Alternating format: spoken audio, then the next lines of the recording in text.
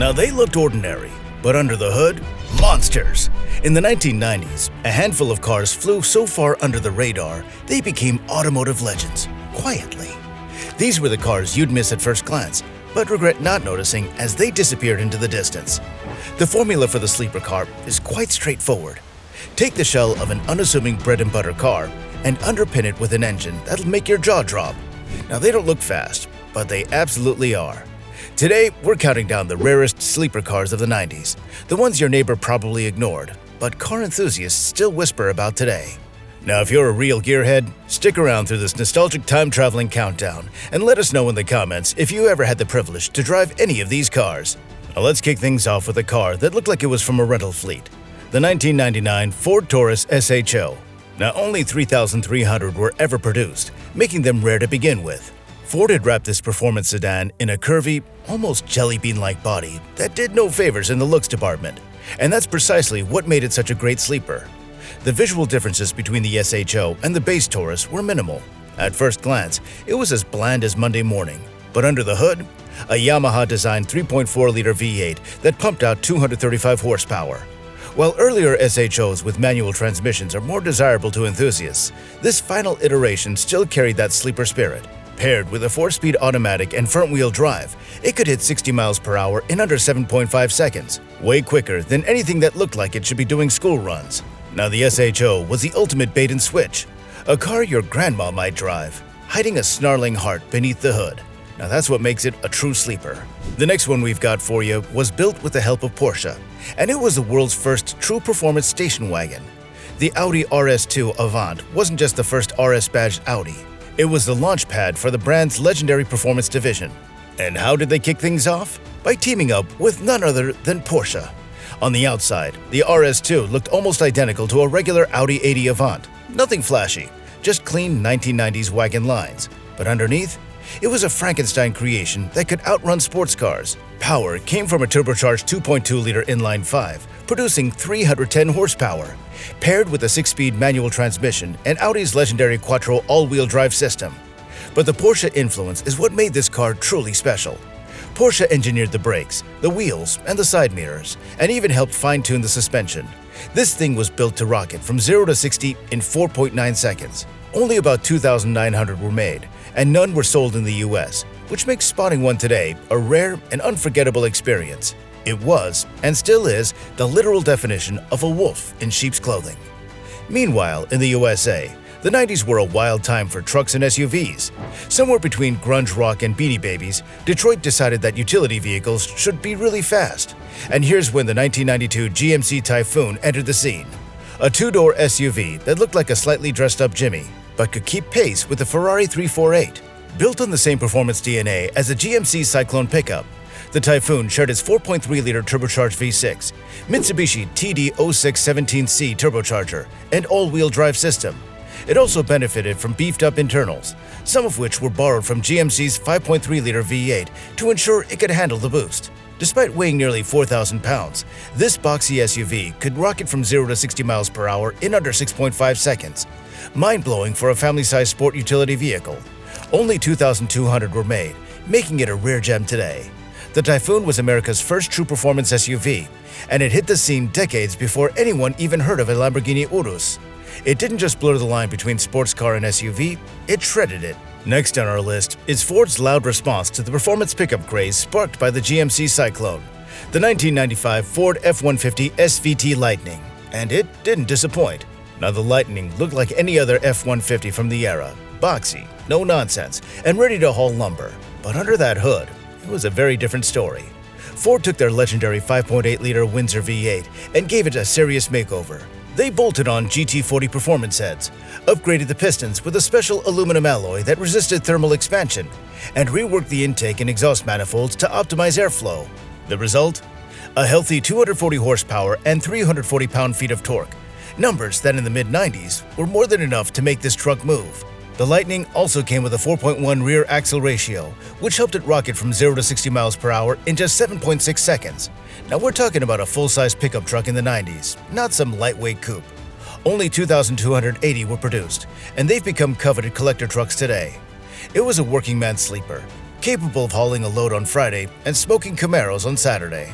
And number 6 is one of Europe's most iconic and controversial sleeper sedans ever built, the Lotus Carlton.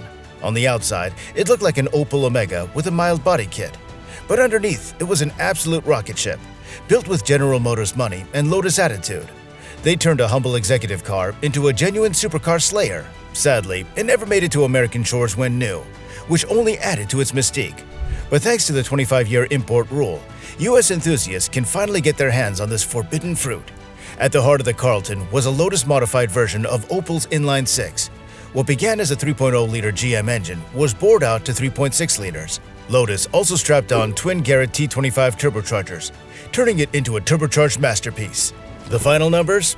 A massive 377 horsepower, 419 pound-feet of torque, and a top speed of 176 miles per hour.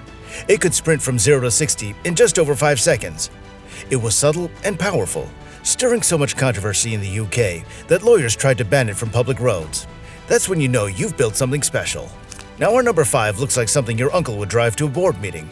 With a sophisticated, almost tuxedo-like design, it blends right into any suburban driveway. But under the skin, meet the 1990 Mercury Cougar XR7, also called the best luxury performance sedan built in America.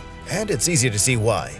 The XR7 packed a supercharged 3.8-liter V6, pushing out 210 horsepower and 315 pound-feet of torque.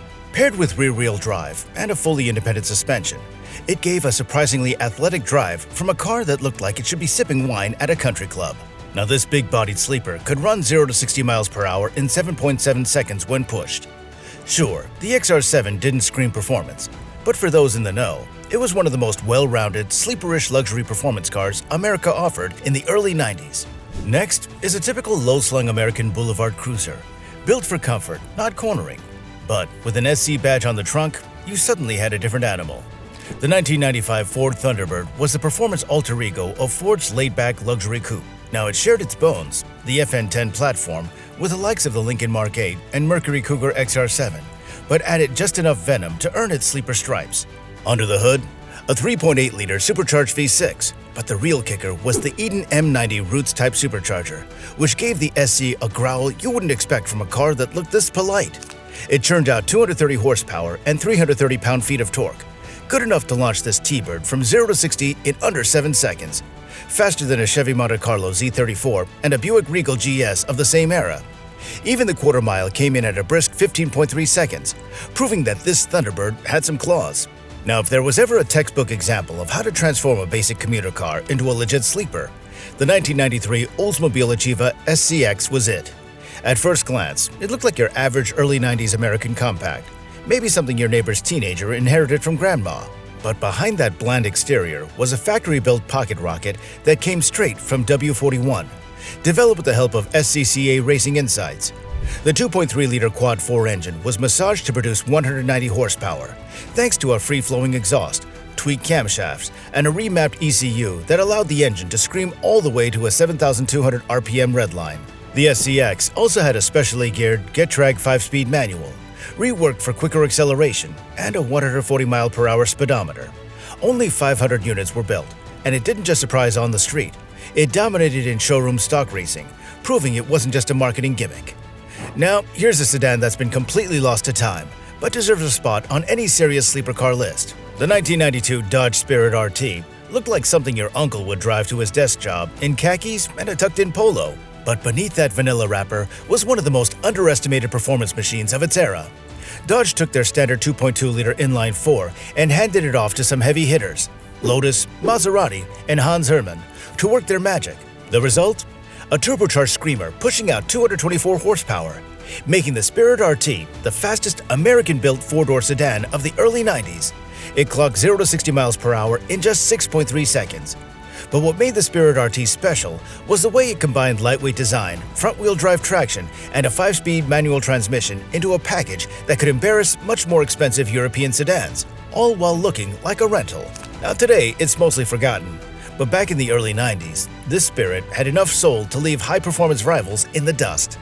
And finally, we arrive at the king of understated speed, the 1990 Mercedes-Benz 500e, a full-blown super sedan wearing a business suit, sipping espresso, and outrunning Ferraris.